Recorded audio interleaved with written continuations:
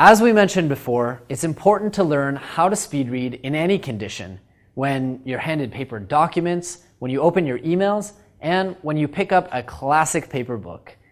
This is one of the reasons we don't recommend using automation software such as Spritz or Accelerate beyond the initial comprehension training period.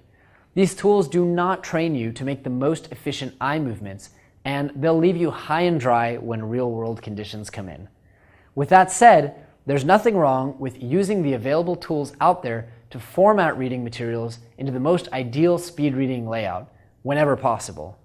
This means removing images, making the font a little larger, condensing the column into a 2 to 3 saccade width, switching to black and white, and clearing up formatting to be consistent. Fortunately, there are tons of tools out there for your iPad, your Galaxy S, your web browser, and so much more. This lecture will walk you through some of them. First, let's start out with my favorites, the iPhone, iPad, and Mac. I personally love to use Safari's reading mode, and I even have a keyboard shortcut set up for it on my browser. Furthermore, if you're using an iPad or an iPhone, there's this handy button on the top left that will allow you to switch right into reading mode.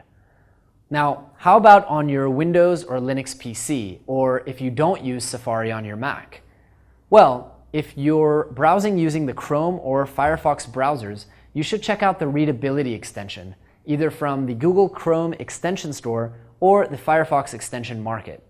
And for all of you Android lovers, yes, Readability is also available as an Android app, which we definitely recommend checking out. By the way, on the topic of mobile, there are some other great apps out there such as Instapaper or Pocket, which allow you to send articles you encounter from all over the web and to format them into a reading list, which is automatically presented to you in an easy-to-read format that will be very easy on your eyes. If you come across a lot of articles that you want to save for later, these tools can be absolutely invaluable, and you can add to them using a bookmarklet, email, or even web automation services like IFTTT. How about Kindle or other e-readers? Well, that's part of the beauty of these devices. They're actually already formatted for reading enjoyment, and they allow you to set the font size to something that will make for 2 or 3 fixations.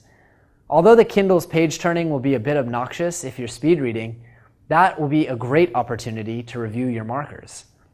On the iBooks app for iPhone or iPad, we do recommend enabling continuous scroll, as that can really speed things up a bit. And of course, you can manipulate the font sizes here as well. Because of these advantages on the Kindle, Nook, iBooks app, and other platforms, you should always try to get your reading materials in .mobi or .epub native formats rather than PDF, because unfortunately, there's no way to reformat the text of a PDF to suit speed reading. But hey, what about paper? Well, you may soon find that 8.5 by 11 pages are a lot less convenient than text that you're able to reformat to your liking and scroll through quickly. Ironically, screens are a bit faster, though they're more tiring for the eye to read on.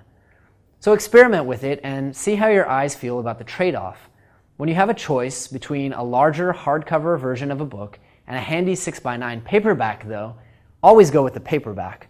I mean, it's cheaper, it's more environmentally friendly, and it's a lot easier to speed read on something this big than on something this big. Personally, I try to read 100% digital, not just because it's faster and cheaper, but because if you read 2 to 3 books on a week-long vacation, that's a pretty good amount of weight added to your bags. In any case, your homework is to check the PDF syllabus and experiment with some of the apps, extensions, and services we've recommended.